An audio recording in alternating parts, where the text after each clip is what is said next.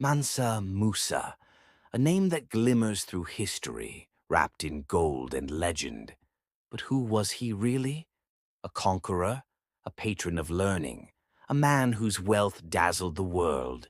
To understand Musa, we must journey back to the 14th century, into the heart of West Africa, where the kingdom of Mali flourished under his reign.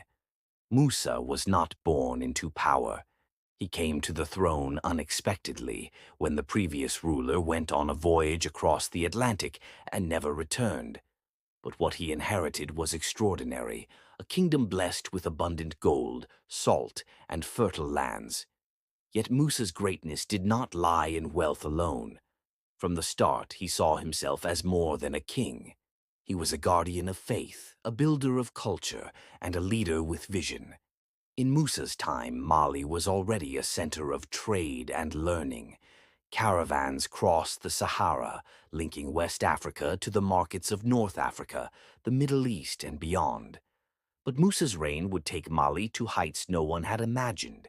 He believed that true strength came not only from armies or treasures, but from knowledge, faith, and generosity. And he would prove it to the world in ways that stunned even the most seasoned travelers. In 1324, Musa set out on his famous pilgrimage to Mecca, the Hajj. What began as a journey of faith became one of the most astonishing displays of wealth in history. Tens of thousands traveled with him, soldiers, officials, servants, and attendants. Camels and horses carried sacks of gold. Streets sparkled with gifts he gave along the way.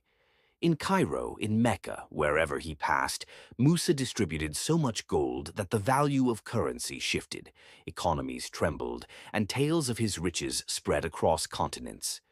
For Europeans who later drew maps, Mali became a land of gold, and Musa himself was often pictured with a golden crown and scepter. To them, he was the richest man who had ever lived. But Musa's legacy was not just in dazzling gifts. When he returned to Mali, he invested in his kingdom. He built mosques and libraries. He turned the city of Timbuktu into one of the greatest centers of learning in the medieval world. Scholars, poets, and architects came from far and wide, drawn by his vision. For Musa, wealth was a tool. Gold could impress, but knowledge could endure. He understood that wisdom and culture outlast the glitter of coins, and yet, even in his grandeur, Musa remained a man of reflection.